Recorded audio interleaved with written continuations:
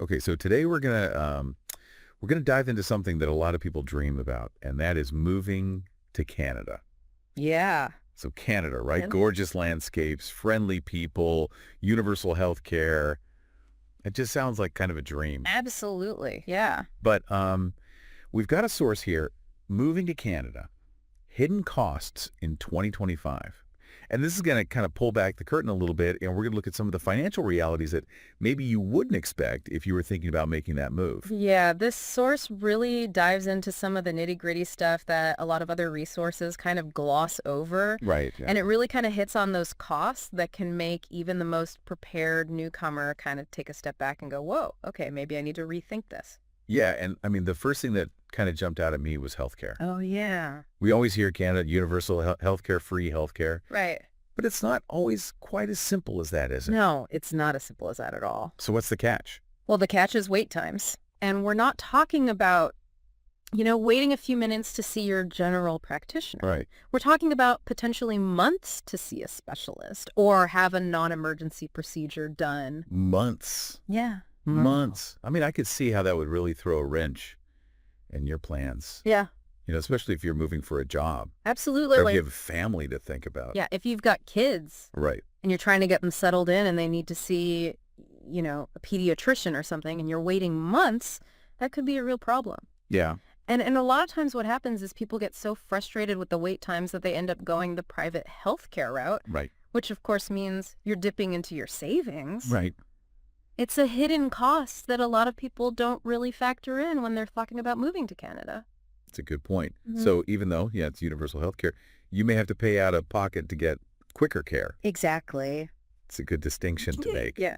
Um, Another thing that I thought was interesting was professional licensing. Oh, yeah. I had no idea that it could be as costly as it is. It can be a huge expense. Yeah, so tell me about that. Well, your qualifications from, your home country, they might not transfer over directly to Canada, Right. which means you might have to go through this whole recertification process, or even worse, go back to school Really? and get additional training or degrees. Wow. And that's time and money that you might not have accounted for. Yeah, you're thinking about, I'm just going to pick up my life and move to Canada. Right, exactly. Start fresh. And it's not always that easy. Right, and the source gave a really jarring example.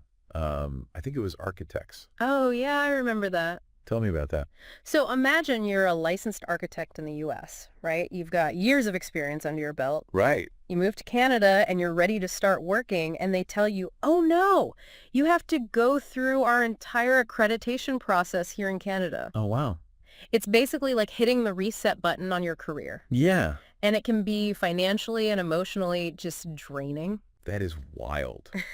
I mean, that's a huge cost that you might not even think about. Yeah, definitely not something that's usually on people's radar. Yeah, so it definitely highlights how crucial it is to research the specific requirements for your profession Right. before you even book that one-way ticket.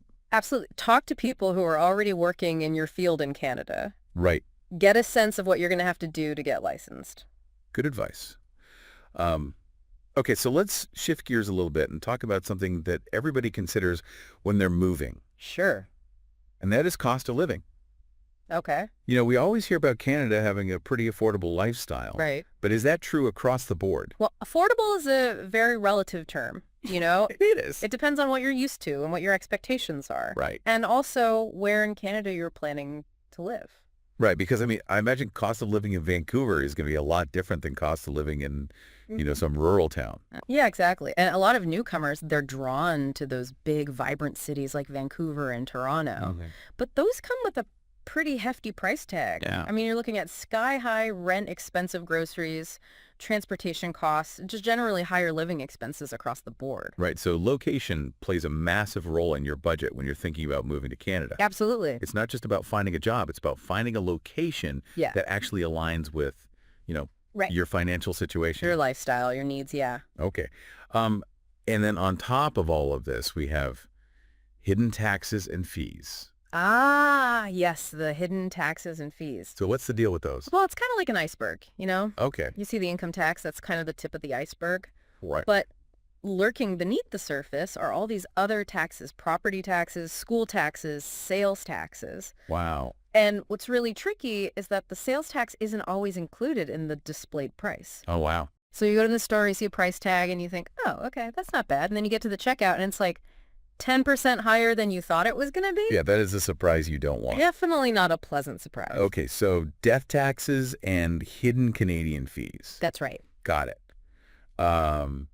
And let's not forget the actual logistics of getting all your stuff there. Oh, yeah. You know, the shipping your belongings, the transportation once you're there. I mean, That's a whole other can of worms. is I mean, shipping costs can be absolutely astronomical depending on how much stuff you're bringing, where you're shipping it from. right. And unless you're living in a major city with really reliable public transport, you're probably going to need a car, Yeah. which is another big expense. Right. So factor that into your budget as well. Good point. And then here's something that I honestly wouldn't have thought of. What's that? Social integration. Oh, yeah. I would not have thought of that as a financial burden.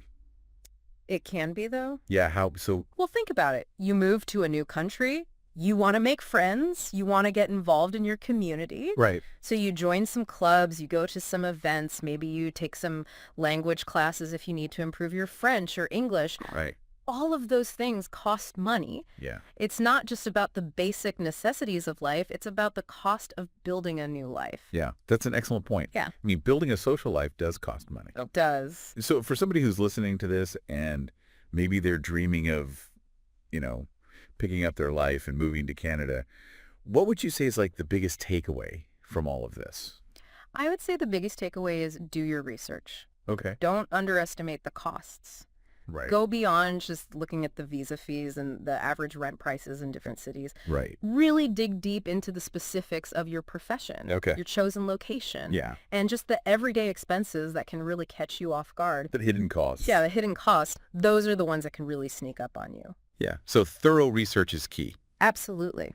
But on a more positive note, Yeah, you know, knowing about these hidden costs means you can prepare better. right, exactly. It's all about going in with your eyes wide open. And for someone who's truly seeking that, Canadian adventure, the financial investment can be well worth it. Yeah. But do your homework, make sure it aligns with your personal and financial goals. Good advice. Yeah. All right. So that is our deep dive on the hidden costs of moving to Canada. It was a good one. Yeah. I hope this has been helpful for anyone out there who's thinking about making that move. Me too. And until next time, happy listening, everybody. See you later. Bye. Bye.